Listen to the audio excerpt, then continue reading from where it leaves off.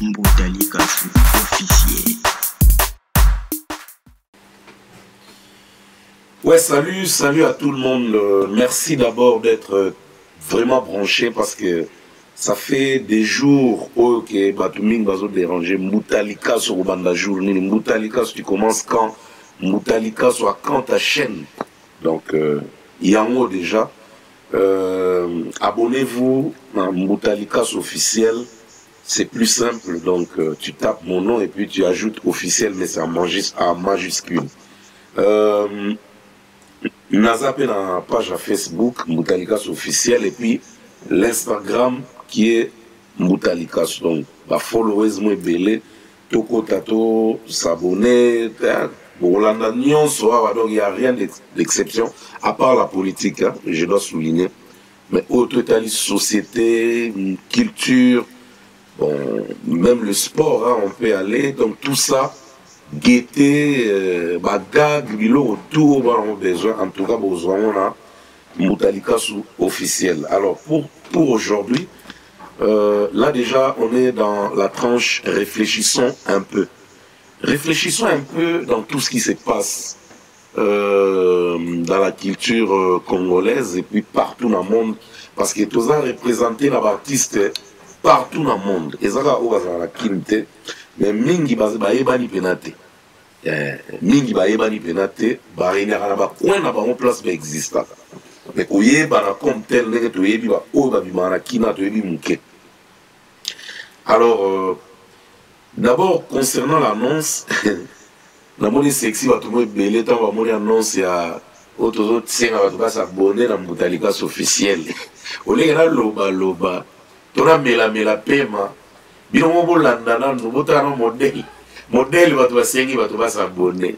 C'est marrant. J'ai sali Régis Manza. Hein? Régis Manza, les mystérieux, les puissants. Donc la force tranquille de Toronto.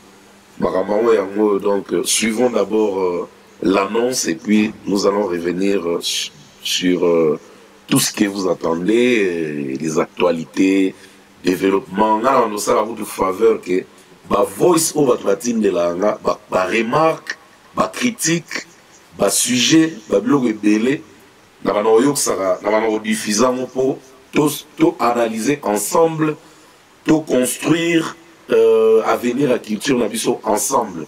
Pour nous, nous professeur, nous avons donné des leçons, nous avons la force, nous avons sa artiste, nous avons des leçons pour nous, nous avons artistes. Donc, tellement nous artistes, et puis tout bimara bimaka, tout le monde a oué les gars, il faut tout conscientiser. Tout le monde annonce, et puis tout zonga. Régis Mbanza.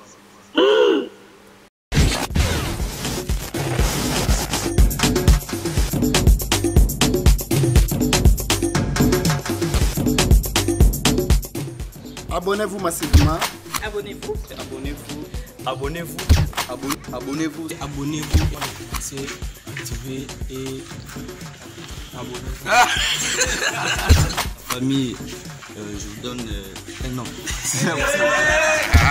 Avant de commencer, activez et abonnez-vous à la cloche de notification. Abonnez-vous. Voilà. Avant de commencer, abonnez-vous massivement et partagez. Sinon, n'oubliez pas d'appuyer sur la cloche de notification. Ah, pas de la nuance, ouais. Mais politique, il était là. On parlera de tout, sauf la politique. Abonnez-vous, aimez la vidéo et partagez la vidéo. Mbutalika officiel. Mbutalika officiel.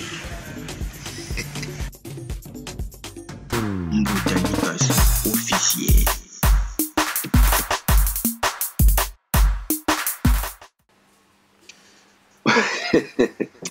Oui, le sexy, ndenge bino moseki tant bozo gande ba hésitation de ça là. Pour moi, les Français ça la ngom ndora bisote.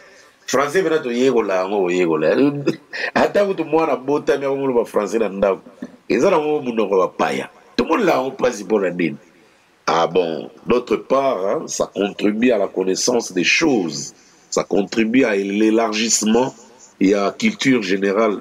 Tant tant aux lobango couramment, peu aux bien, ça peut t'aider hein, dans beaucoup de choses. Même l'anglais aussi, c'est très important, surtout dans l'artiste. Hein. La langue, est un monto méga, qu'on touche partout parce que l'interview, c'est un. Ils ont l'enguisso sans interprète, quoi. Ils ont l'enguisso sans interview, yomoko, sans que va interpréter. Pour motivation, dans le bima. Donc, ils ont volonté à monter.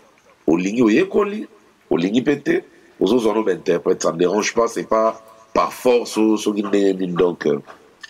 Là où tu es là, Nicolo, dans mon niveau, on a rédi à Missy, donc l'amour qui fort dans les médias et retenez déjà que tout le soit rédi à Missy. Azad déjà la chaîne YouTube nae, donc rédi à Missy officiel p, donc vous s'abonner belé et puis page nae à Facebook p, rédi à Missy officiel. Et puis Instagram n'a rédi à Missy officiel. Donc, et l'autre aussi, artiste et tout. Il faut bouger les réseaux sociaux, il faut être présent, il faut vous manifester à travers les images. Image à rater les concerts, tout, répétition, tout, ma musique, caca. Même les à côté, ça contribue. Même les à côté, ça contribue. Dans l'élargissement, il y a page. Non. Dans il y a internaute, tant la page, dans Bisso artiste. Ça contribue. Donc, bravo à notre Vérédi Amis qui se prépare pour un grand acoustique. Je crois, Ezobima, Kalamigité, et puis, ça parle bon, il y a 10 titres. Je crois à la maison de production parce qu'il a parlé d'une maison de production où il va gérer Maramnae. Donc, c'est déjà bien. Donc, bonne chance à notre Vérédi Amis, et puis voilà. Naebi qui mélodie qui toko ela liona ba ozela pe ba osepela déjà dans monde acoustique na moni ba acoustique ebetami ebele et na pesipe merci na bandeko basali idéologie acoustique award na moni ba tindelinga mo ba nini ba poster moi sujet concernant acoustique awa oezo lobela tout au bête acoustique depuis confinement bango nyonso il paraît poster donc il paraît mais c'est vrai c'est ça qui va se faire donc poster photo donc poster il y a artiste tout bête acoustique pendant confinement donc Axel Ntoya les jeunes millionnaires, les seuls Congolais, tout le monde dans un magazine Forbes qui est millionnaire, venant d'Arsène Toya. Après, sur ma moto, et puis Francis m'a vu, puis il a idée pour super produire Bia chante, je crois, vous voyez, il chantait avec Pépé Kalé, il a un pire, il m'a vu l'album de Pépé Kalé, il m'a voix Pépé Kalé. Donc, tu vivre bien acoustique, un de ces 4 matins, je crois. Mardi déjà ou mercredi, ça sera disponible, mais dans la page TV. Il y a la chaîne, je crois, nous motivant aussi. Donc, ils ont diffusé dans la page TV. Et puis, bon, je crois que vous allez apprécier parce que il y a Pépé Kalé, pendant Pépé Kalé, vivant. Il y a cocktail, il y a full option, il y a album moins belé. Bia chante à participer, à Yéma, à Pire Moubimba ensemble. Et puis il a distingué, il s'est distingué, pardon. Donc, Aïma bien. Et je crois acoustique, on a déçu. JDTP, à Betty déjà, je crois, et comme il m'a peut-être Lélo, Lobby ou après Lobby, donc très bon acoustique, JDT, une façon de faire d'ailleurs. Donc, Aïma, ma mélodie, qui va s'attendre. Donc, acoustique, d'ailleurs, je crois, pour se retrouver les sous. Belé, toucher ma acoustique donc artiste belé Joss Diena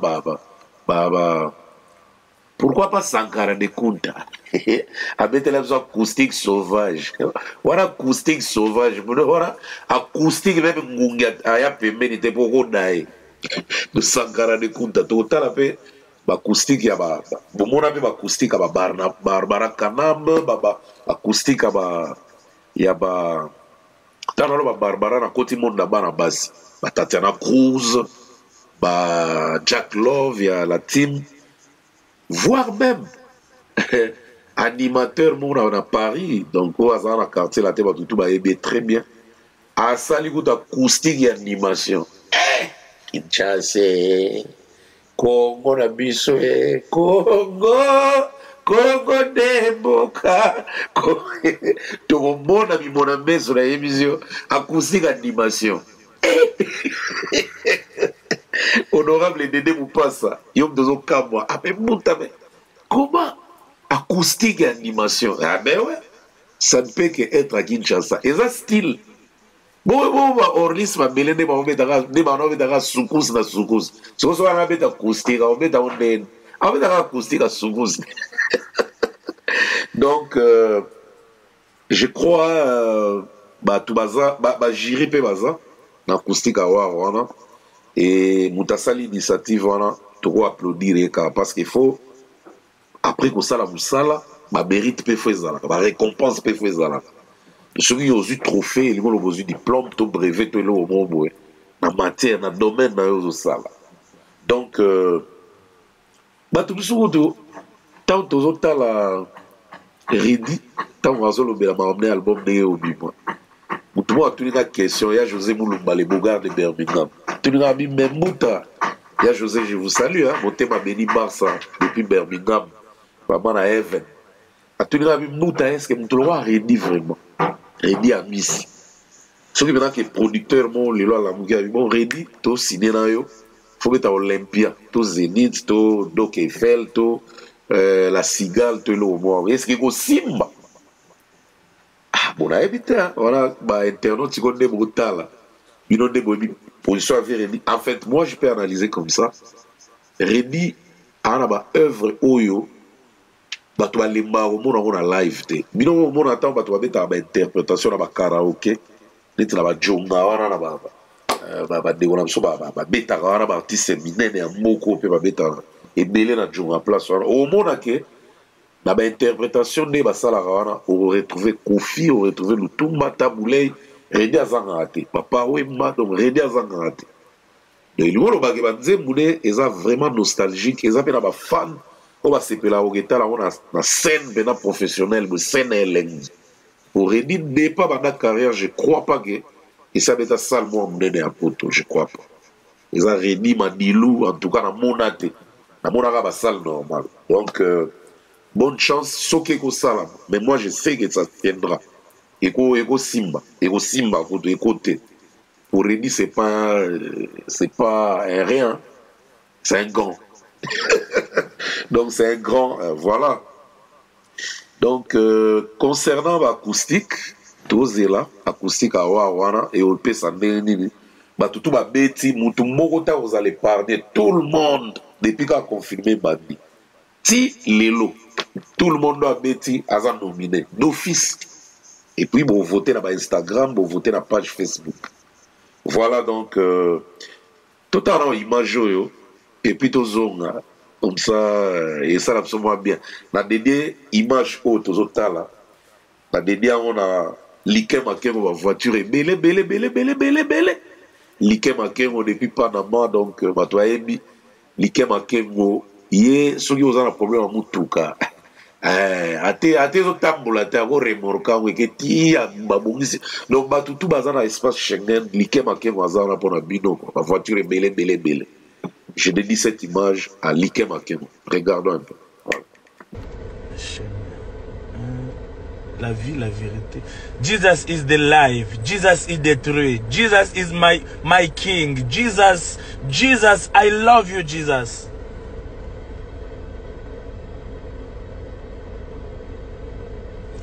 Jesus is the best. Jesus is my love. Jesus is the truth.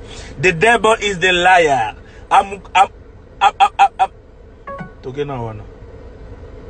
Le nom de Jésus est le meilleur, que mon amour Jésus est le vrai diable. C'est un menteur que je suis réveillé. C'est fini. C'est fini. Obama ndiminga. Oboyo sa voix ya secrétaire Obama. Donc na suna niveau na binote. I'm no friend you. I'm not your friend. I'm friend in Obama. The angel of God I protecting me.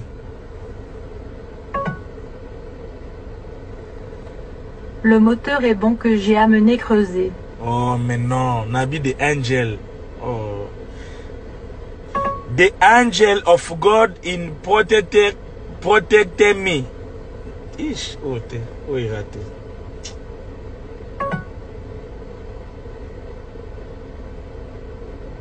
Angel de Dieu, mais le sang m'a dit qu'il avait tiré sur nous. Ah! Non, les anges de Dieu me protègent. Angel of God, I protected me. Ish, Seigneur. Angel de Dieu a nommé de Miwi Senia. Ah! Obama, pourquoi tu fais ça, Obama? Yaouba, please. Ah, Michel Bakenda. Oh non, anglais, les gars, Michel Bakenda. Non, mais c'est pas difficile. C'est une question de volonté. Et Michel Bakenda, c'est un artiste populaire déjà dans le gospel. Bon, dans le gospel, écoutez, artiste gars.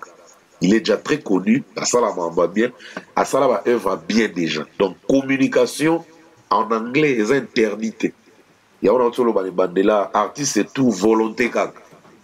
Et ça question volonté pour nous comme on a point que à adopter le mot à sala. Donc langue est interdite.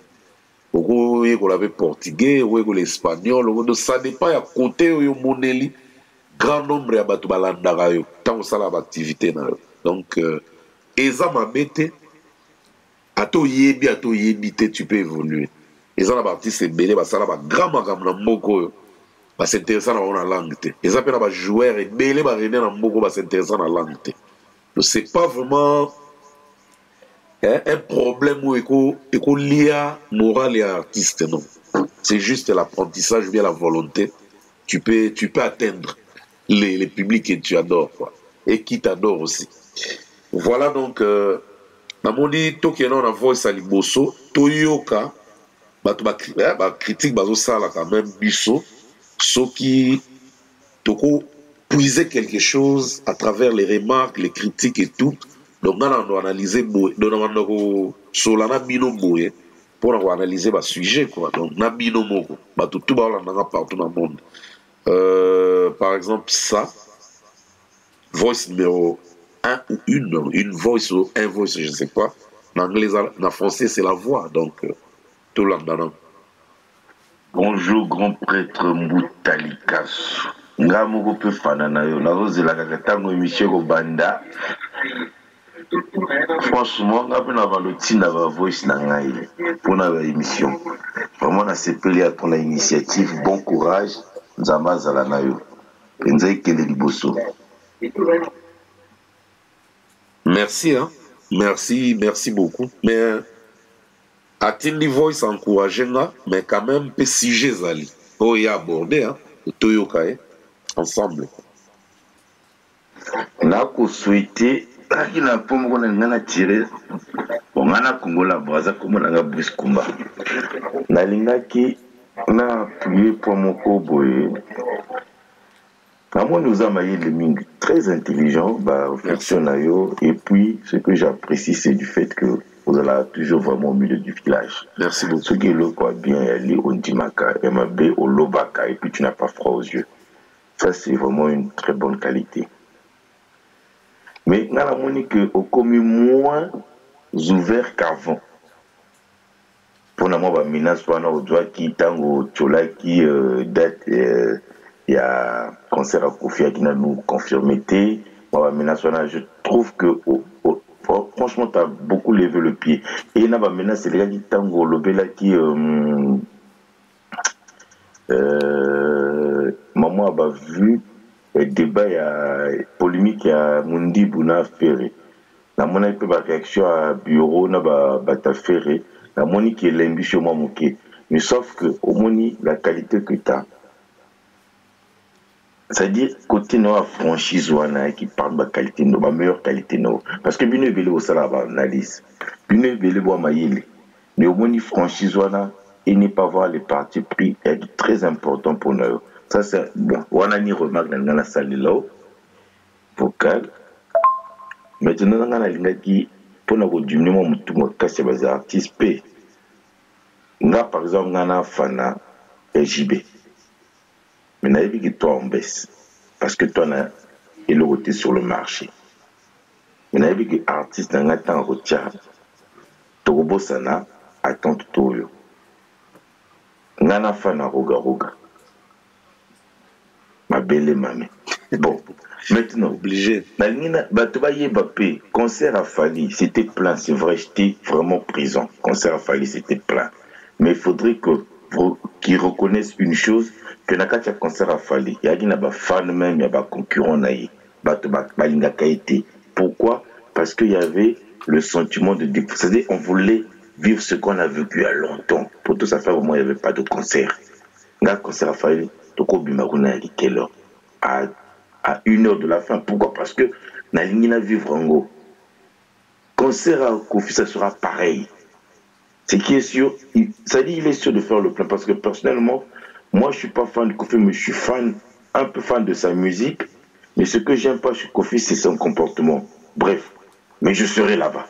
Mais je vais pas aller là-bas parce que j'ai vraiment envie d'écouter Kofi ou de suivre Kofi. Mais plutôt, ça fait un moment qu'on est en manque de la musique. Donc pour la fois, maintenant, il faut pas juger à même niveau que pas à la rigueur, va tenir rigueur, on va être Fali ou Kofi. Parce qu'ils sont les premiers à relancer le terrain. Donc, pour que motiver pas un musicien, parce que on a Sima, si on va concert, il faut moins bien. Ah, vraiment, comme je suis fan, on va risque à vie de Gozal. Voilà quoi. Bon, en fait, pas forcément vocal, mais ça peut peut-être apporter quelques idées pour nos prochaines émissions, quoi, pour nos prochaines analyses. Allez, merci Mbouta, Awa Brice Kumba. Tous ensemble, merci. Vraiment, j'apprécie beaucoup vraiment ton travail. Allez, bonne journée. Merci. Merci Brice, merci beaucoup. Merci na remarque, na suggestion, na blo sali. Mais pour souligner d'abord, na chola va douter. Na chola date à profiter. Il faut bien préciser les choses parce que là, vous risquez de contourner mes pensées. En tout cas, na respect dans un on a pas dégoûtant ni on soit artiste, na pas grand frère, na pas master, na pas petit, na ko chola jamais. Bino mon internet ba yela nga pena. Muta comprendre ki te aye mabe. Mais tant on y a na WhatsApp to solisco entre bibali, on a comprendre parce que même la classe ils ont forcément que muta comprendra directement.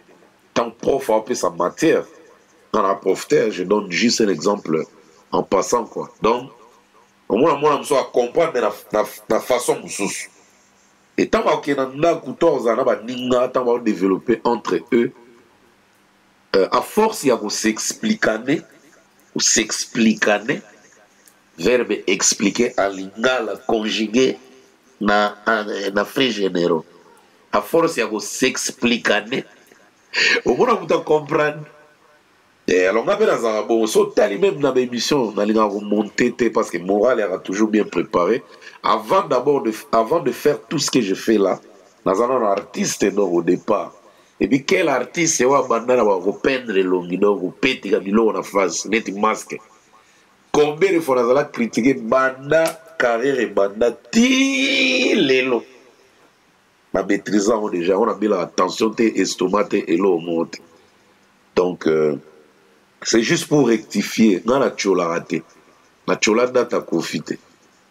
Na tout l'année. Et l'élo, tant date et mimi, parce que c'était normal pour tout le monde. Et puis, je n'étais pas le seul. Il y a se poser question. Mais pourquoi projecteur, je n'ai pas compris aussi. Mais on s'est compris après. Et ça, on arrive bien. Tant on peut date et pesami. Dégager ces mots aux niveaux, aux IDT. Et on m'appelait aussi, hein, moi, beaucoup des Africains, surtout les journalistes, les showbiz, tout ça, il y a une relation avec les belés. Oh,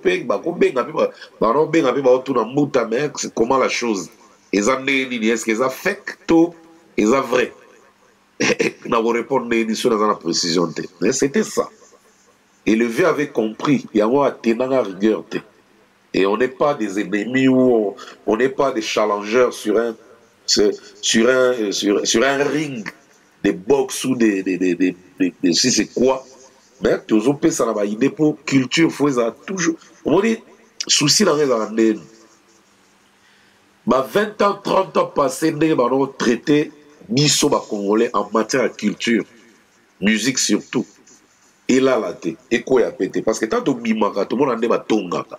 Quand on a rapportant directement, et puis on a pété la recette. Nego lobby que, nego n'a pas dit que, na comme moi réticent, na comme moi au banga, na banga à terre, na banga ni parce que na finga à terre. Na banga l'autre, tout développer, dès que tout développer. Ce qu'on dit changement, mouké, et nego lobby que artiste, bah comment vous yoka, bah comment vous s'impliquer pendant na tout belé là, de tout prêcher dans le désert. Il y a un mot tout nous a fait parce que tant au lobby, il faut courir à la propre. Deuxième fois, il faut la courir à la propre. Troisième, il faut courir à la propre. Tant que tu as eu qu'à nous balayer, il faut courir à la propre. D'ailleurs, oui, comme il nous quitte par hasard. Ce qui vous a bossé, tu y as une harmonie. Ah, mon frère, félicitations. Ça sous mon énergie. Même quand on peut pas ça a mouta. À quand la sortie de ton truc? Ah oui, hein? Je me prépare pour lancer parce que en dehors de tout ce qu'on fait là, devant ma internaute, je suis artiste et au pays de na ma comédie, na musique. J'ai des fans. Il faut la servir, mais pas la brutalité. Dans une idée pour. Oui, comme ça, la banane belé ou larguette, des temps où il y a l'analyse, pour l'analyse, c'est pas comme tala. N'a pas la caméra. N'engagez pas ce attaquer analyse mon boy. Auto analyse na bangora. Bah toi y a Mutalika sur lobby na yo. Non. Analyse c'est pas comme t'as plus de 50. Les gens n'ont mis sous ça ça va moi bien il faut pas boire que la bombe koli ba boire que la tamba boire wana ezaka ngate. Faut vérifier ka bino tala nga boyebi déjà que na kenda. Donc ezaka ngate que pour cible là. Ngate ba cible ngate. On est nombreux, donc Mouta libre le bawa ça n'a besoin. Concernant ma vu tout ça, non, je n'ai pas fait ça. Je n'ai pas fait de ça un problème. J'ai juste regretté que, en fait, regretté que Mouta a sali ma bétonné. Non, souhait. J'ai souhaité qu'ils aient par exemple côté la mission que côté Moutou Moussous. Je salue Padoum Petit Motonan Djambe, aigle majeur, Wazolanda Bisso la minute depuis Matadi. Toujours en confinement, qu'on a dans le Moeba qui les a été, Padoum Petit Motonan Djambe, aigle majeur, pasteur. Alors, tous les gars, la deuxième voice, et ma remarque toujours, il y a internaute, on ne peut pas s'en passer de ça, donc, deuxième voice. Je l'ai dédié à Clarisse Tangamouye, Motema Guilen Nantebe, Maman Eve, AS Bell, des fois, encadreuse, hein? Des fois, Clarisse Tangamouye. Ouais, je crois que c'est important, tout Je disais, si vous pouvez parler sur la situation de nos frères congolais qui sont bloqués ici en Chine, ceux qui viennent payer le truc pour vendre là au pays. Ils sont ici, ils vivent dans des conditions déplorables, je vous dis. Ils n'ont plus d'argent, ils n'ont rien. Il n'y a même pas moyen qu'on les envoie de l'argent chez Western. Ils vivent dans des conditions tellement terribles. Ah bon?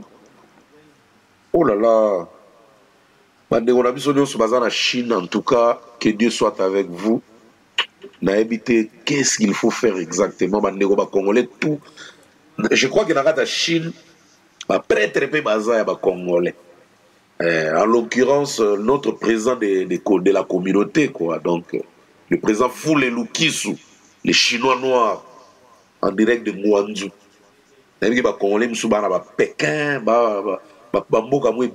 donc je salue même Edith Matouba, petite sœur propre, en direct de Chine. Mais que Batou et Belé, on a pu secourir les gens. Rien qu'à les donner peut-être là où ils peuvent dormir, Tout ça, bandeko, tant que tu sangara, et vous avez un mot sans intérêt. Nous sauté vous avez non loger une fois foutara l'art. On a dit que tout ça là va gémo kuna que non système va bien. Mutu ana pala gaya ra ko loger ba tu va foutre quelque chose. Ce que déjà mutu ayara ya ganae, je crois pas que ceux va déconfiner ba zongi zongi que ba okima. Ba foutre toujours parce que son ba marchandise pour ba oteka. Donc bandeko ba na possibilité botala kawana à partir de la Chine pour résoudre l'amour. Et ça a été, oui, SOS est coupé, ça m'a même de quoi péter. Mais solution peut qu'on a entre bisoga. Pourtant, dans l'Ibanda, automatiquement, c'est une grande famille, sans limite. Sauf que bah des guerres, moi, ma timé ça dans la montée, même dans la coupe, tu vas bundara. Banape, banape, dans la coupe, bundara, bam. Mais tout comme ça montée, mais ma bandeko ti, na point que a commis penane taza étiqué na mukili. De tout ça, il s'en a vraiment tout qui, bandeko tout bazar la Chine en tout cas, beaucoup message, au bazar la possibilité que bah yebi maman désolé cas, bon mais que c'est soutenir entre vous, entre nous quoi, parce que biso za kuna te tona boka quand même moi mela wana batabité maman ba royo kapé ba secourir bandinga. Donc ça c'est un cas à force majeure donc ils ont les sous-mouté mutami ndima qui tabi côte ça na pétrin mututu na mukila zo problème. Donc tout comme ça tout sundo la bandinga te. Tout ça ni Eric Mandala ça na Dubaï, bandeko bakangami Eric Mandala les docteurs des ignorants. Les docteurs des ignorants, Eric Mandala, l'homme qui a offert 300 billets pour Paris la Défense Arène à artiste Kofi Olomide. Donc, grand prêtre à Osagara, Eric Mandala, donc les docteurs des ignorants et intelligents. IGT. Tatalanga Sekouraki, bandeko na biso pe bakangama na Dubaï, asalaki moi geste et salaki moi un plus en attendant batinda avion. Il a fait quelque chose. Donc quand je salue Eric Mandala, je vois directement Willy Mandala, les Siciliens, Yakuza, 3500 esprits, des fois. Donc il y a ça qui s'appelle Kofi Kester, Wera, 3500 esprits. Il y a Willy Mandala, la ferme la sémence, des fois. Donc je crois, Toyoki. Passons à une autre voice, donc peut-être que ça l'a besoin de bon, là, un message. Bonjour Mouta, c'est que vous, ça c'est un numéro des États-Unis, c'est que vous devez comprendre et que Burna Boy est très écouté aux États-Unis, dans presque toutes les boîtes de nuit de tous les États-Unis et dans toutes les radios. Et on lui paye les droits d'auteur. Inos n'est pas connu ici, il ne fait pas le poids devant Barnaba. Dossier aussi les cas. Dossier aussi les cas, Bité les cas, Inos Azali vraiment apprécié, mais chance et souriagité. Mais je crois dossier aussi les cas, inutile d'en parler, hein, parce que force à lui d'abord, il était nominé là où c'est difficile à se situer, là où c'est difficile à y être. Lui, il était là. Donc, tout ce qu'on a artiste, nous sommes ça l'effort. Ils ont place pour nous tout, hein. Ils ont rapport à un tel. Non. Fallait passer là-bas 3 fois. Il a revendiqué aussi, depuis 2015 même. Un débat francophone, il va chanter à Marambo. Les dossiers déjà passés, donc je crois que ce n'est pas le bon moment encore de reparler de ça. Voilà. La Monissousou, Voice Moreza Awa. Je crois qu'on peut écouter. Voilà. Ah, Mbotalika se vient à Bissomora à Boga, hein, Ricky Ross na Bissomora à Boga à Congo, hein. Ah, la moniga, la voix du peuple continue à Monozana donc. Ah. Na anglais va bien en guilt, hein. Son Nathalie, la voix du peuple, la moi guilt, son côté, atteint c'est moi merci, au côté, lui, ça va contenir donc. Tous les la chaîne, on peut au côté, ça va bilo donc. Mbout a des pots promettant, biso chaîne, tous les la caga. Yango. Vous avez la rabisi, oh, na gara tre, oh, na port, na beach ngomila. Kasi yango. Boutalikas officiel. Yango to bandi déjà. Merci, continuez. to sabona to zela kaka donc mutalika sou donc awando kotsa bilo dans ba contenu journée to zela kaka donc okotsa biso bilo na chaîne na mo mbuta tozela biso tout rotia donc ngande naza donc grand fan na rotia au poids donc ezala bat ba critiquer ndenge nini tozela mbuta donc au moins tout ba tia ba générique mikolo kofi ku to tia ba do sana donc mbuta ko betela biso bon moi danger donc ne quoi inos bien la route telo ta moi clip tokomo sepela rapport donc mbuta ko betela biso bon moi danger donc ne quoi inos bien la route telo ta filmer là ta moi clip tokomo sepela rapport wana HB mwana wana filmer soko tali bado ye otala roga kuna patata ye ya inos kutu kolobate no ayebi HB big up ebi ke na maela musique donc babiloko marambolo na la voix du peuple ana maela musique wala ngo belé ana donc so teli biso ta générique ata moi mona na ba 2020 na ba sama oh donc te donne na biso ata la mutalika so alo téléphone sili mutalika sa koti mon pepe koti bora kofi pe koti soka na suka pe bato par hasard pe ba kotsa pe ba mais tozela muta to banda ozela muta donc le longa ku complain mususu ya te complain na ngaka yaka donc mama mutalika so ba ke to kozwana ne oyo donc basali biso una page na page asika to s'abonner wow tozela muta donc tela biso ka tozela générique muta ou bien single mora wa 2 minutes ka donc mutalika so na bi ke yo donc baba be manyo koloba ke si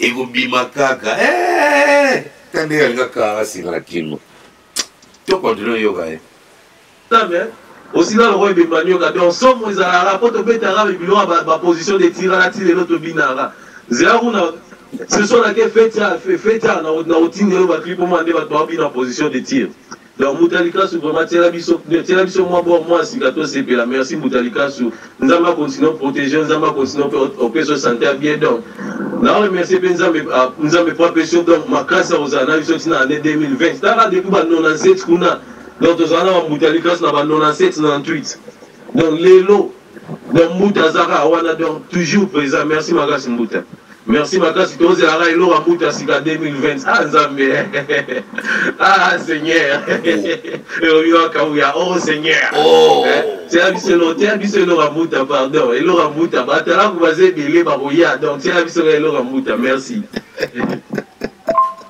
and last but not least mutal yoga vatara ngle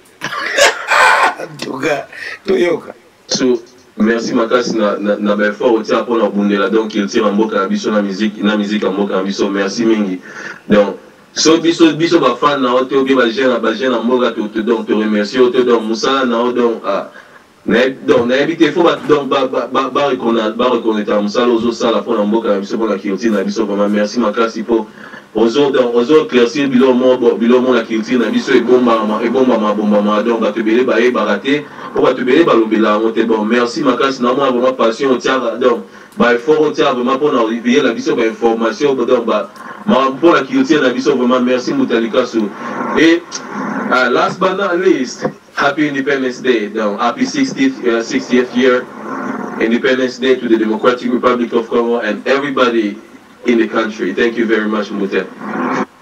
Yes, thank you very much, my friend. Where you are, we are together. Pour obimisa karate. Na obimisa. Bo ya ngana rata. Na chande pose na rata kate. Na rata kate. Mama. Na rata kate. Na rata kate. Donc Arnaud Bouloukou, Congolese Progress, en tout cas plein de bonnes choses. Arnaud Bouloukou, Moutache idéologie Congolese Progress, au grand non, au Lukaba Sali, Sopona, nous avons tous besoin. Aux autres, on a besoin de maçon Congolese Progress et aux Zulayo, et Tchelio, à maçon, et solo à Tongelio. Oh, Maramo, dans un clip, non, Lukaba. figurant, tout ça. Congolais progresse, les gens, ça m'a belé, Namoka. Donc, Arnaud Bouloukou, félicitations. Et puis, bon, en fait, internaute, ma famille, là, donc, je catholique, catholique,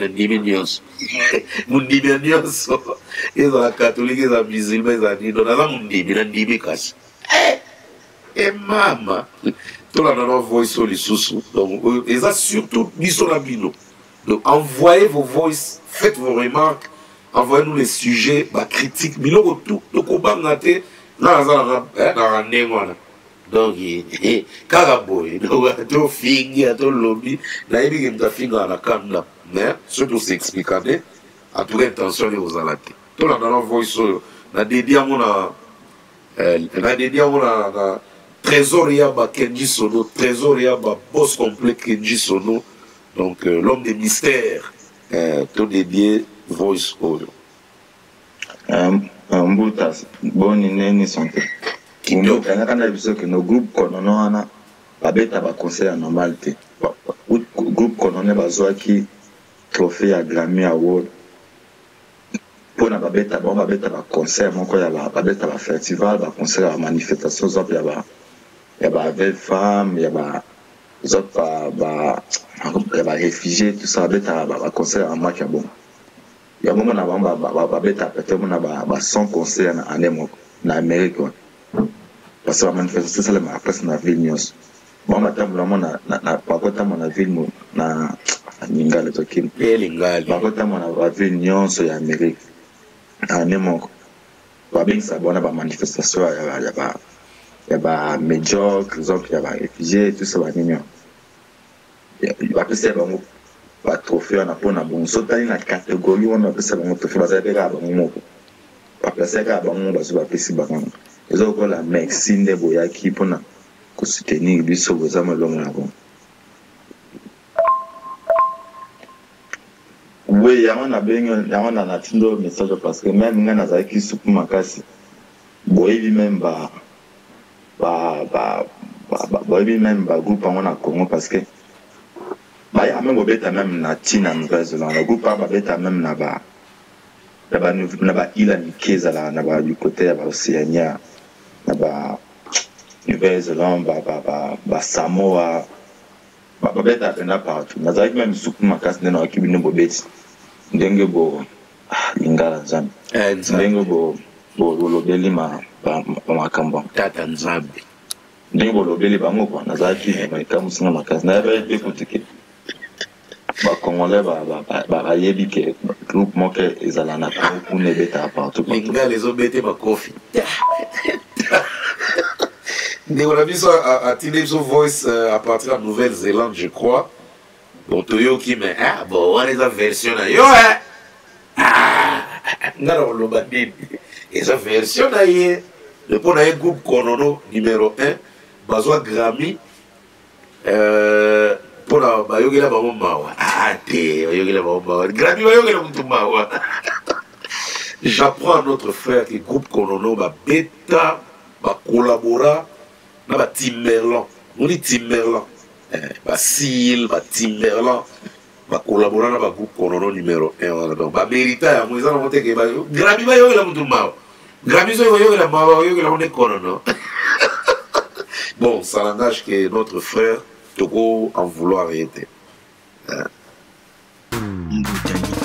Officiel. Merci. Oscar Sivu, au sommet du mont Kilimanjaro, Oscar Sivu, l'homme qui prête aux Américains. Oscar Sivu, depuis Dourba, il y avait Dourba, Kampala, Dubaï, États-Unis, Afrique du Sud. L'homme qui prête aux Américains. Non, je vous salue, Oscar. Bon, tout le monde nous voice oyo pour me coller BCBG, parce que maman a idéologie, ma femme. Il y a partout dans le monde, parce que souka la idéologie. Kabola bilenga mukulu. Si on va na place on a bien été. On dit que la sont responsable de la fan club à BCBG et à monde entier. Roger Emel Moulenda. Il est qu'on est à ta idéologie pour ma négociation sur la BCBG partout dans le monde. Pas capter information avec précision. Donc, Roger Emel, à vous l'antenne. Bonjour à toi mon frère ainsi qu'à tout le monde. En fait, je voulais tout simplement expliciter par rapport à idéologie ou encore concept et à Kabola Bilenga Papa Chéri. Donc Kabola Bilenga Papa Chéri, c'est un concept moko oyo to boulaki yango non seulement pour biso ba fanatique à Papa Chéri, mais pour le reste des fanatiques, il y a un orchestre nyoso oyo ba ko saisir opportunité pour la idéologie. Alors, ils en ont deux volets. Premier volet, Kabola Bilenga Papa Chéri, ils en ont mingi spécialement pour les fanatiques à Papa Chéri, vrai Papa Chéri, vacciner à Papa Chéri, les salvatoriens et les salvatoriennes. Donc, et là, qui c'est que leader Nabiso, Azala déjà na vision. Azala na vision, il y a qu'au révolutionner musique à Congo. Le prévané, les loyaux, toujours yo kaba musique, n'engezo ke monde, n'engezo tambola. Soko yo ki ba bombe, nzembo leader na biso beta. Donc na 4e génération, avant ya betango, eza na ba artiste misusu te o ba beta yango na 4e génération. Comme il est le leader de la 4e génération, a révolutionné déjà musique on a na 4e génération. Boyo kabanze moneti ba bye Jili, boyo kabanze moneti ba Aminata Silla, boyo kabanze moneti ba Dimo Amou, boyo kabanze moneti ba Germain de Noble, boyo kabanze moneti ba 48 heures, banze mboza ebele. Ba nungu boyo kakino akena na on a nemo bo alors na Kabola Bilenga Papa Chéri wana et là qui c'est que partout oyo yo ozala so oza fanatique à Papa Chéri beta ka banzembo Papa Chéri on a parce que ça ba réserve ça ya biso ba réserve donc beta banzembo Papa Chéri Kabola yango na famille na yo Kabola yango na ba ami na yo partout okuta na ba fana Papa Chéri bo beta ka banzembo Papa Chéri ezala na fête beta ka nzembo Papa Chéri ezala wapi beta ka banzembo Papa Chéri.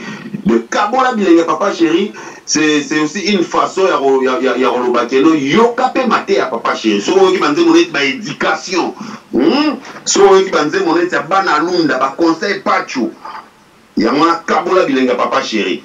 Et deuxième concept, il y a Kabola Bilenga Papa Chéri ezake bientôt l'album na biso ezobima.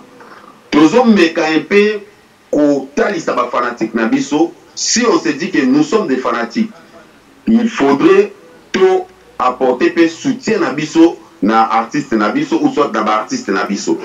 Tout apporter soutien na biso na artiste na biso neni. Soit tozo somba ba album na bango. Lelo le monde est évolué. Album na biso balle de match ekobima na ba plateforme ya téléchargement. Riboso et ben nous avons ba vente physique. Mais ce qui est bimi dans un premier temps la plateforme à téléchargement Kabola Bilenga Papa Chéri la qui c'est que tout se focaliser dans le nombre de vues. Nombre de vues c'est très important et ça la publicité il y a artiste mais il y a ngotende et la musique. Mais par contre Kabola Bilenga Papa Chéri ça que tout se focaliser dans le nombre d'achats. Album na biso tango zobima il faut to somba ya ngondi. To betande to lo to sombi combien? To sali combien d'achats? Vous comprenez? Kabola Bilenga Papa Chéri là ici que tout se focaliser dans le nombre d'achats sur les plateformes en ligne. Donc alors pour effectuer achat en ligne et au Senga il faut la carte de crédit bancaire. Et pendant la carte de crédit bancaire et au Senga il faut na compte bancaire. Alors ceux qui ont un compte bancaire te Kabola Bilenga Papa Chéri et autres d'ailleurs dans le mbango kende fongolisa compte bancaire soko fongolisa compte bancaire senga carte de crédit ou il vous permettre au sala achat en ligne et ceux qui ont sali bongo au moins tant album na biso ebima tant toko somba en ligne au moins que artiste na biso na mouvement éco se retrouver parce que ceux qui ont pas vu nombre de vues artiste on se retrouver parce que ça tout sous hôtel na eka tam so se peine nango pété à l'équipe mais tant aux somba aux moins que artiste ako se retrouver Donc Kabola bilenga papa chéri na point wana ezotala kaka ba fanatique ya papa chéri te ezotala ba fanatique ya ba orchestre tout tant tozo ba ke tozo soutenir ba artiste na biso Kabola bilenga papa chéri lobi ke non soko oza fanatique ya n'importe quel orchestre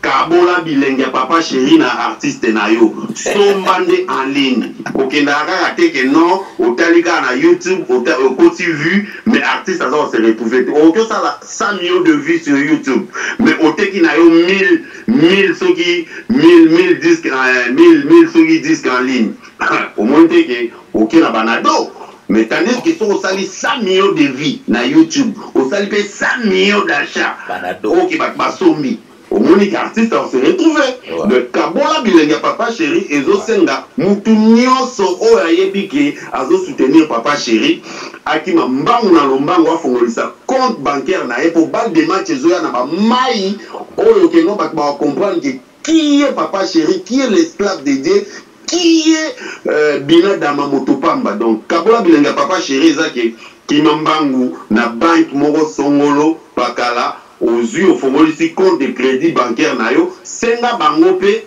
nini carte de crédit on va permettre au jour album na biso mabal des matchs au son bango en ligne. Donc Kabola bilenga papa chéri zake tout se focaliser beaucoup plus na ba écoute en ligne na ba téléchargement en ligne que au nombre de vues. Nombre de vues, ça n'a bien, oui. Et ça appelle moi PIB. Mais, entre nous, et qui n'a pas deux parts, c'est l'artiste, on se retrouve dans un nombre de vues. Donc, Kabola bilenga papa chéri, côté wana, ils ont touché non seulement pas fanatique de papa chéri, mais pas fanatique et orchestre, tout. Kabola bilenga papa chéri, côté pour ça compte bancaire, c'est la carte de crédit, c'est là nous en a noté. Comme ça, jour album et Bima, on zombie. Et merci. Merci, merci Roger ML. Merci Roger ML dans message. Je crois ma femme sur ya papa chéri à partout dans le monde, il y a BCBG, message capté. Kabola bilenga papa chéri, mais Roger ML qu'on découragé, bah tout est vrai que notre bah quand ça va vivre, et il va vider ma campé à part vente dans ligne. Qu'on décourager côté on a été donc encouragé partout. Bataille bon papa chéri c'est au fond les chaînes YouTube d'un point. Pour battre la rater à Roger Tika, il faut battre la papa chéri, il faut s'abonner, il faut sur la plateforme, il faut Kabola bilenga papa chéri. Donc à bon attendeur, salut. Celui qui veut vite, pour aller tous tromper l'artiste na biso. Il n'ose bien, les gars comme ça 100 millions na Diamond. Il veut dire va chita dans mettre la chambre. Tant qu'on fait les chaînes à YouTube, tant qu'on exploite ça la m'a vu. Au conseil là, tout est au bas dans la simaravo. Et puis le jour au bas dans ma tête, aux autres ils n'avaient pas de bataille. Aux autres c'était plus que bah toi la carte bancaire pour la somme banzembo. Bafana à papa chéri, baza déterminé Barosala. Et moi je connais. Et je parie. Et je parie avec force. Donc Roger ML, merci dans la sensibilisation. Négué au toucher presque ma fan tout à partout dans le monde. Et tant que ma fan à papa chéri, dans le monde Ralph Mboui. Ralph Mboui depuis Katanga, il y a un roi là-bas. Donc il y a un mining Ralph Mboui très fort.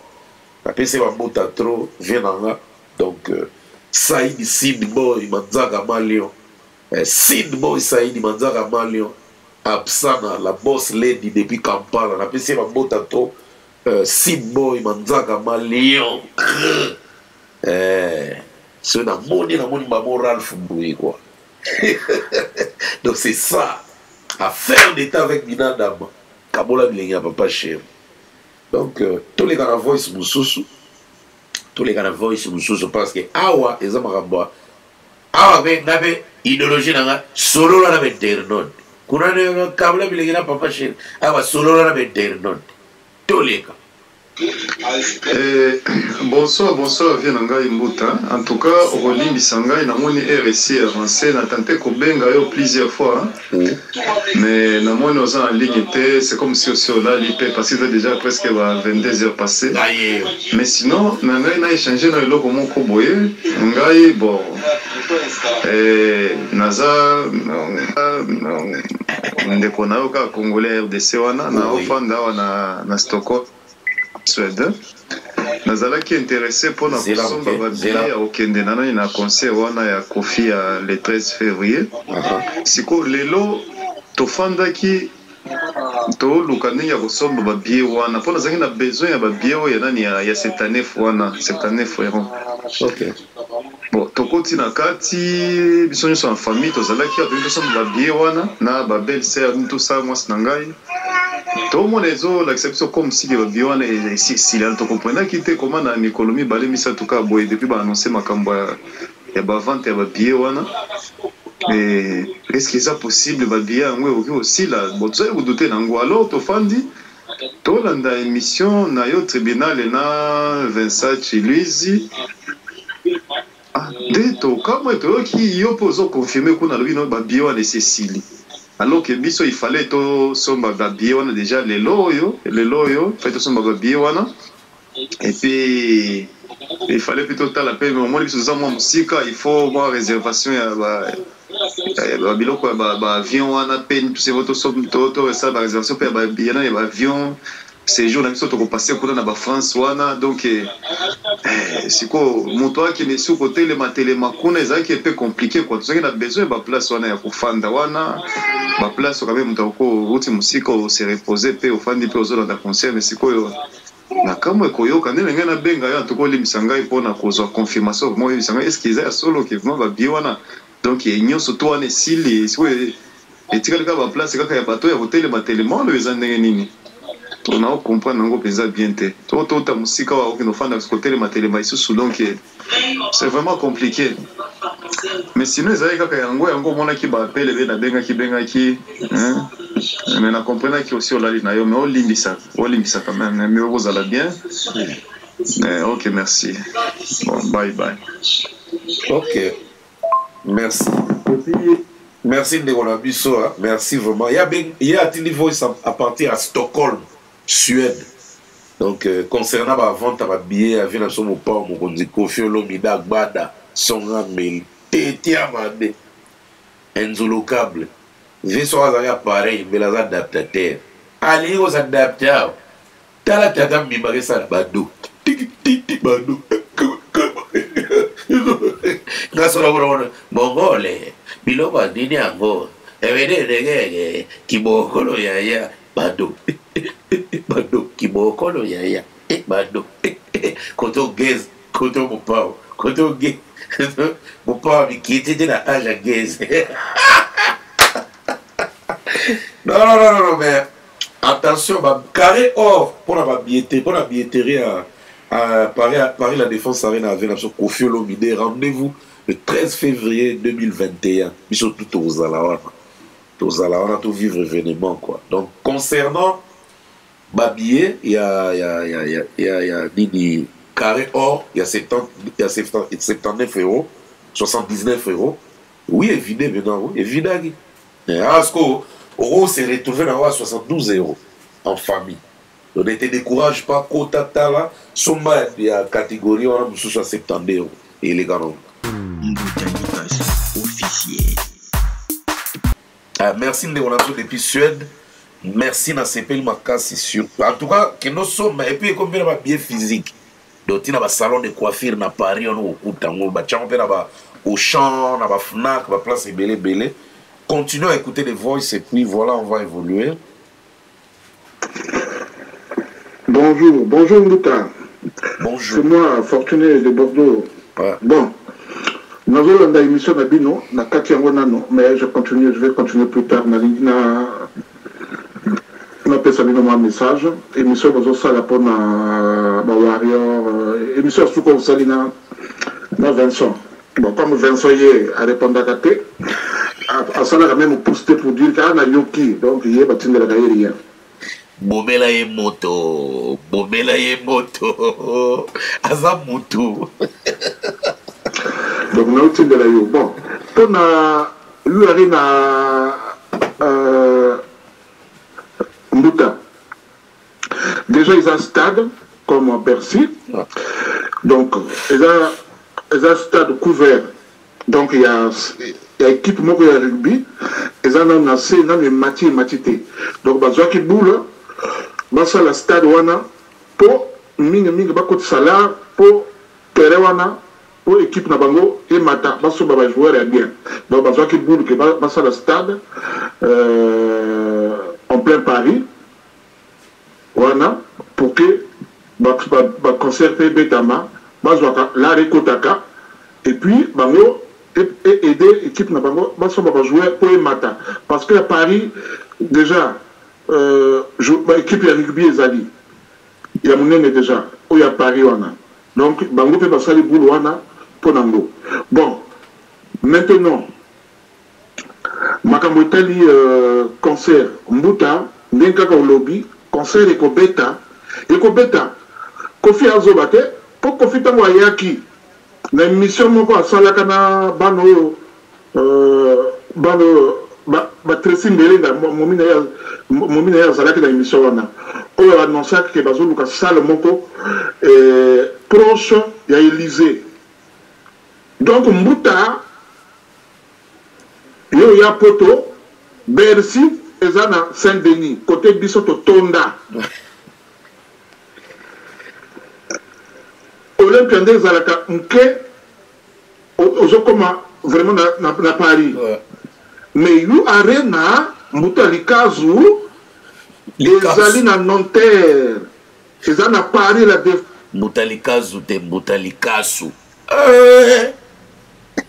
mon cher. Donc là où réside le cœur de France, donc c'est-à-dire parti wana ni côté ma trader mali ma banquier banini, donc il y a au moins plus de 45 000 personnes à la Kakuna tous les jours par la défense wana. Donc c'est très sensible.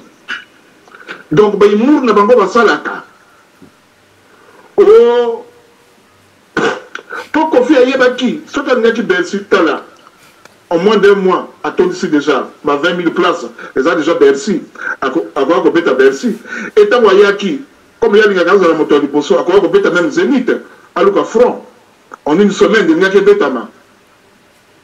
Le temps que le combattant va se préparer. Mais il n'a pas fait. Mais il a voulu abeta l'arena et azo beta monanani Mbutalikazo.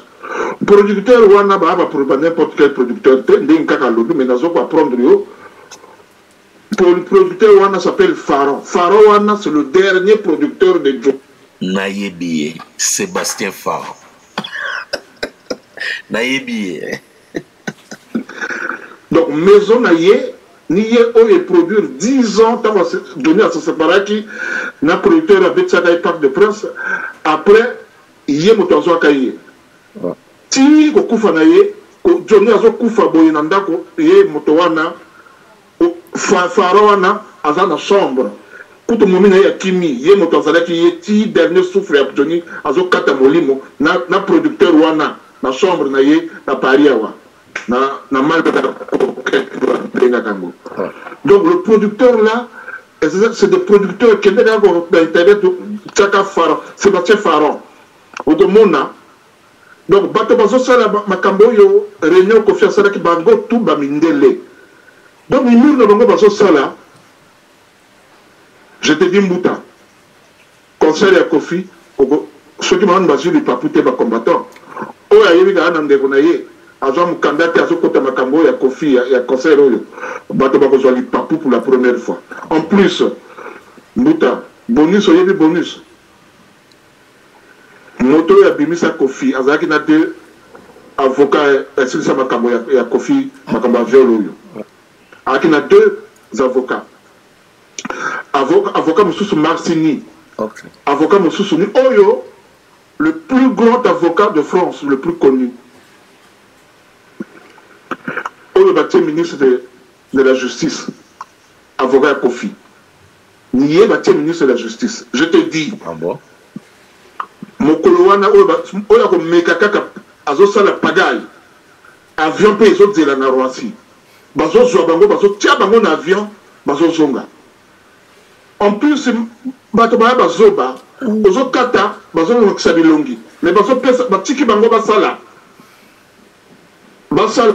kofinga te awa bafingaka te pardon continuez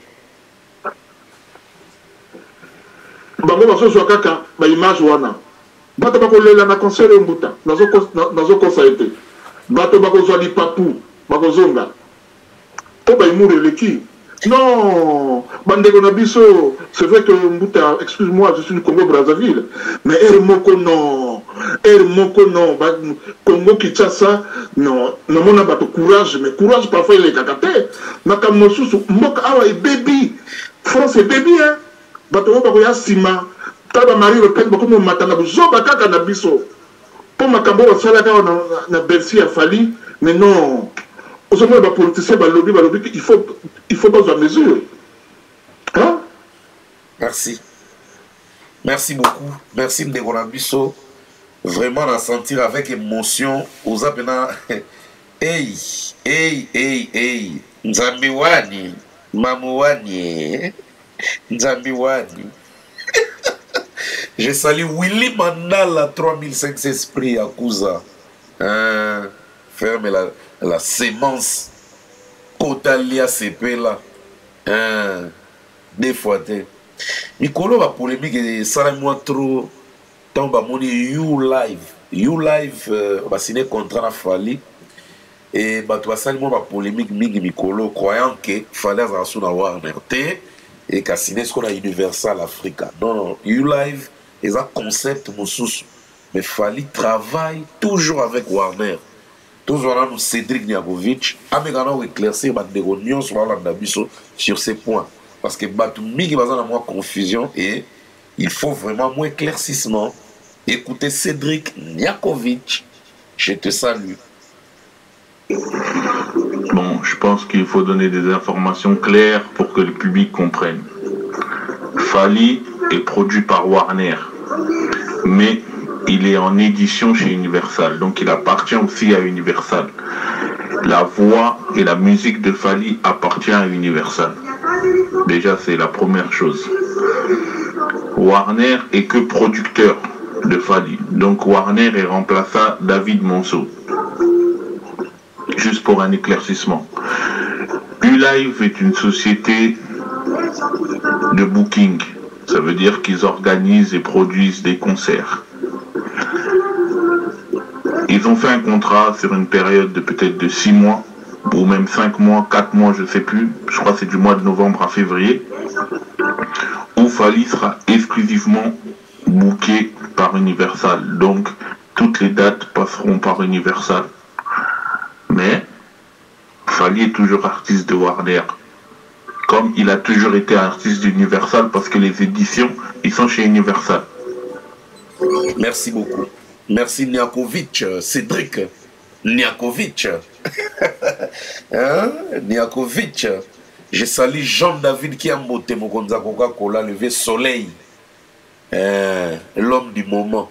Alors, album générique a bien affilé, Jean-David Abadao. Donc, l'homme de l'Android, quoi. C'est besoin titre, mon Android, grand-père Benz Bouzi Boziana. A aimé un artiste à Moka, en tout cas, très belle mélodie, très beau clip. Très belle chanson en tout cas, et ça déjà disponible. Ouais, merci vraiment, merci Meshak, Jean-David qui a monté, je crois. Android et Otalama, je crois, Ezokota peu partout.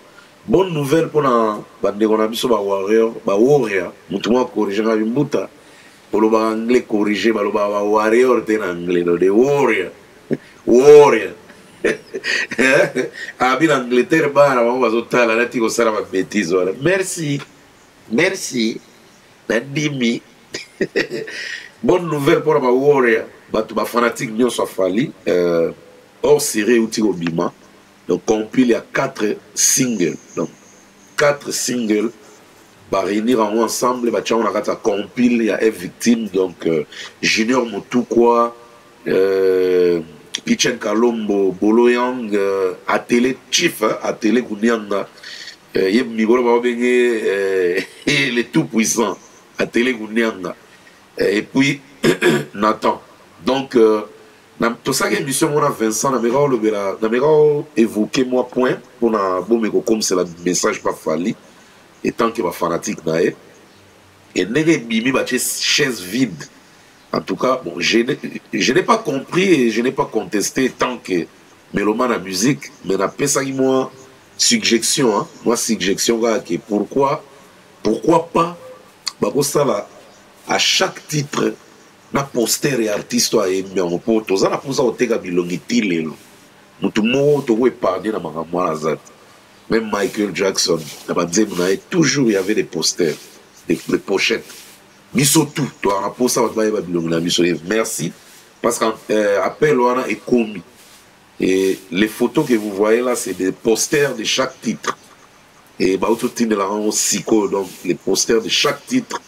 Bon, on a un chef à télé, hein, les tout-puissants, la Zemne Amour, Eva, bon, on a Junior, je t'aime, chérie, je t'aime. Il y a Bolo, il y en a Zuité, et puis il y a Nathan, il y en a Zuité, mais ça s'annonce bien déjà. Donc, Milongi Nabamo, il y a Mwana. Et c'est important que tant de titres et Bibi, artistes et surtout soit très connus, quand même, on a élongé la poster, ça joue, hein? Même dans le mental, il y a tant aux autres Eve. Merci vraiment, Eve victime, na Obosali. Et là, c'est vraiment que Koloba est commis. Les mystérieux Régis Manza à l'écoute. Je suis commis parce que depuis Loba, il y a Colombie, musique, il y a trop.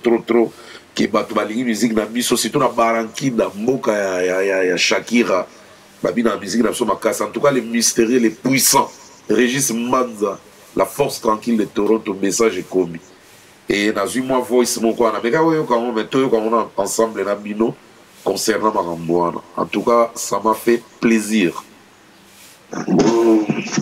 Bonjour, bonsoir, bonsoir, message, grand frère. En tout cas, c'est pas une émission pour tout ça là, dans la page au lobby, musique na biso, dans l'Amérique du Nord, et il y a vraiment ma casse. En tout cas, bon, franchement parlant, on est dans le bon lobby, il a des fautes, les Amérique latine, du Nord. Tata. Tout continue, on va les avoir propos. Bon, et ils ont tout cas en Colombie. Donc, ils ont vraiment tout cas en Colombie, sur le côté même dans Brésil. Ils ont là-bas, ma collègue, M. Soyo, qui a sonné musique à Fali. Sonné musique à Bicho. Donc, Brésil, c'est tout précisément à São Paulo. Et comme on a à Paris, on a la boîte à Congolais, un restaurant à Congolais. Donc, comme on a à Paris, donc, par modèle vraiment la musique na biso et au Canada, pour amener les musiciens na biso bachaka kokate. Bon, précisément même en Mexique, pour la minute en Mexique, en Brésil, en Mexique, musique na biso qui ça peut avoir moins tendance, toujours mon père, mon équipe boy, les gens dans le système, on va tchaka baba. Alors, celui au cours si bibende, au tchema bibende, au poni musique, mais la musique n'a pas un système n'a pas ça. Donc, vous avez la musique n'a pas sur baba, même donc même en Mexique, la musique n'a pas sur le quand on a rapport à la musique n'a pas sur le tchaka kate. Donc, ils ont bien obéi c'était dans le courant Botoloba, ils sont vraiment très important, très important la musique dans ce baïba. Ça s'appelle ma place, on soit dansé à Bakoya pour ça dans la clip. Donc, oui, la minute on est en Mexique, dans Tijuana, en Californie. Donc, ils ont cité moi, ils ont en face à face en Californie, mais on vit maintenant des tickets, on vit en Congo. Donc, on est toujours à Kinshasa. Donc, Makambu tout pépélé. Je sentis que Makambu tout pépélé, la musique, il y a des payaux quand on a la boîte, on a la barre, on a la payaux quand on a tout. Donc, ça vraiment, on a tort, on a un bon lobby. Et ça, vraiment, franchement, vérité. Ok, merci beaucoup de la part d'une de ton fan aussi. Merci. Comme. Ah, Bombinan, mais au fur et à longtemps, dans la musique, Togoye, Banasuka, bien. Merci. Abomi comme. Pour la réponse, nous répondre à vos messages. Ah, merci. On est ensemble. Bon coup. Merci. Bon, bien. Bon, merci. Une chose, merci. Une chose, et maman. Il y a des autres tripotés. Mais, une chose, mais. Je salue Paul Lumbu, oncle Paul Lumbu, barre de fer sans rouille en direct de Matadi. Oncle Paul Lumbu, barre de fer sans rouille, Azolanda Busso, la minute. Roger Mata, 10 ans du pouvoir, en direct de quelque part, quoi, dans Schengen. Roger Mata, 10 ans du pouvoir, mon thème, Judith Kalou. On a passé mon bota trop, on a passé mon couple, mot vraiment merveilleux. Roger Mata, 10 ans de pouvoir. Il y a septembre, il va voler aux hommes. Il y a voler mais il y a septembre. Kelly Kungiston, les grands vautours depuis le Lubumbashi. On a passé mon bota trop. Et quand je dis comme ça, je pense à. Je félicite Judith Massia, petite sœur à Jésus, dans l'exploit, dans le tous les week-ends, même Kinakat. Donc, chez Judith Massia, La Fontaine, donc petite sœur à Jésus. En tout cas, chaque samedi, dimanche, on tourne dans le terrain place à Zali, et puis, on Kinakat, pour engoumer ça, trop. Trop, et puis, sécurité Zali. En tout cas, ils respectent l'ambiance, quoi. Ils font l'ambiance en respectant les uns et les autres. Judith Massia, félicitations. Et je crois qu'Inakati ne tombera jamais. Donc voilà, quoi. Donc, pour chiter, je crois, prochainement, en fait, émission est d'autobandi, quoi. Donc, on réfléchit ensemble avec les internautes, avec vous, avec ma famille. Et je crois, chaque semaine, on sera là. Bon, le nombre, c'est illimité, le nombre de passages. Donc, dès que routine à la voice, donc, numéro est à moi, plus 243 974 56 24 56. Ça, c'est mon numéro WhatsApp et c'est direct. Hein? Donc, routine dans la voice, bisotoya, tu relater les mino. Et dans ce pays, dans la warrior, quand même, il y a un challenge, moro, m'a décidé enfin, ça la challenge pour la fallait avoir disque d'or. L'album Tokos, où il y a 2 ans passés. L'ingis comme ça déterminé, ça le challenge dans la vue, dans sortir à l'autre téléphone. L'ingis peut sigo, ça la challenge pour faire un disque d'or. Félicitations à tous les artistes et surtout, dans Nyon Somozo, ça la effort, il y a dans les réseaux sociaux, il y a motivé dans les réseaux sociaux, il y a toujours présent. Et pour finir, on chite avec la voice de Marc Tabou, Saint-Marc Tabou. Il y a acoustique à voir. Donc je crois, je ne vais pas parler à sa place et je lui laisse la parole. C'est lui qui va s'adresser à vous. Marc Tabou, Saint-Marc, expliquez surtout à la clarté, quoi. Merci à tous. Bonjour Saint-Marc Tabou, je suis choisi par la maison C'est ma vision qui est partenaire de Tsa Events et aussi Tam Tam Voyage.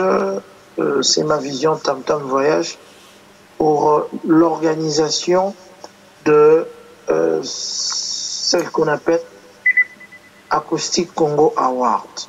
Nakomeka ko expliquer on a lingala. Pour Ninga en tant que présentateur, il y a 3 shows Mobimba et pour Salema. Natina, il y a ma récompense où il y a Acoustic Congo Award. Firme pro, il y a production Anna.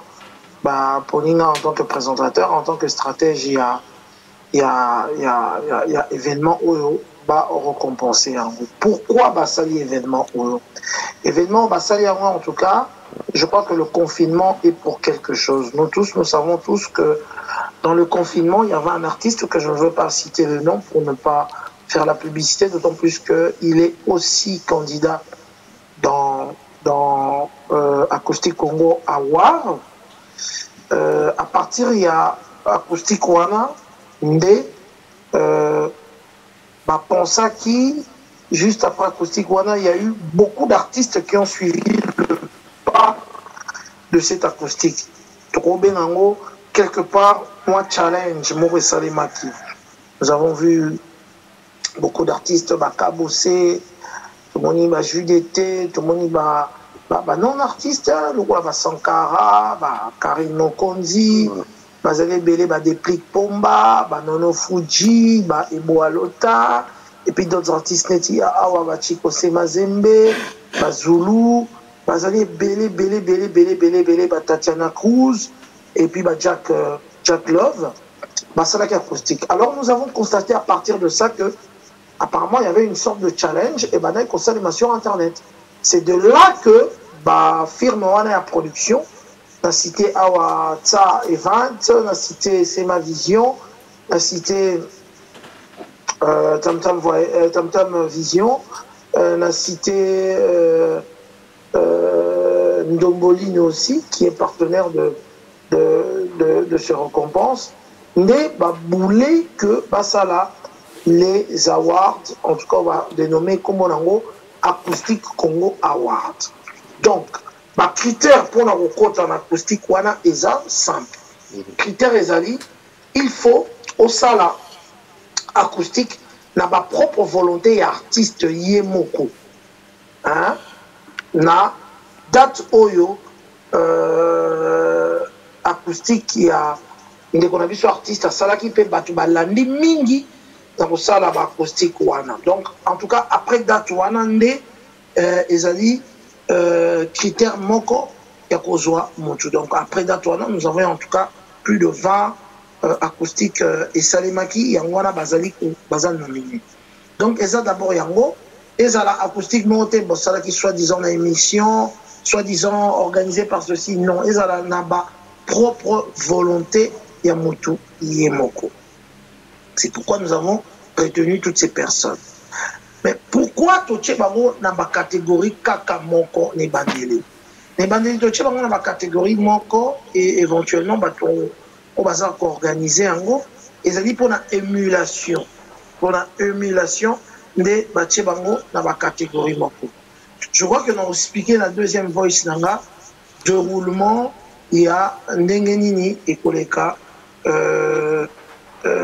award nabiso au babengi acoustique Congo Award. Donc, on expliquer la deuxième fois. Ouais, merci Saint-Marc Tabou pour l'éclaircissement parce que c'est ça qu'on avait besoin. Voilà, merci à Sandrine Bouloukou, depuis London, ma vie chinois. Grand catcher à l'époque, les grands catchers techniciens. Pour na bango donc Rose à la star na ba gag bazo sala biso na YouTube bozo mona diaspora on bazo apprécier et puis Nice la superstar chaîne na maman YouTube Nice superstar donc quand on a beau s'abonner belé dès que on a beau s'abonner na Mutalika officiel pendant que vous talanga donc ba gag et belé ba na ba bilinga la bien té mais bazo sala quand même bilo va bien bazo tirer bazo prêtez attention à mon bilot bazo sala. Le Sandrine Bouloukou battait la bande en tout cas.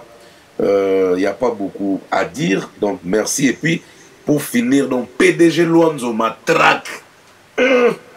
Mon ninga ya Fouz. Mon ninga ya Blaise Matuidi international.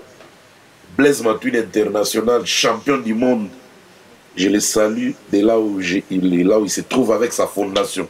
Oye maintenant Moutema Mawato à vous soutenir. Enfants démunis, grâce à sa fondation Blaise Matuidi international, les champions quoi. Et puis à Fouz et sans oublier PDG Luanzo Matraque, Mouto a payé ça, a tapé 10 000, mais 10 000 $, mais donc PDG Luanzo Matraque.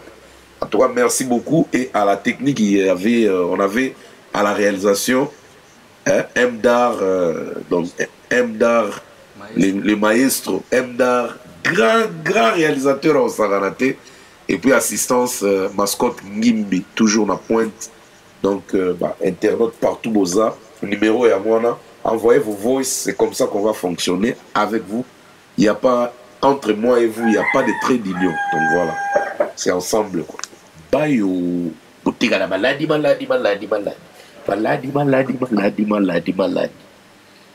Bye.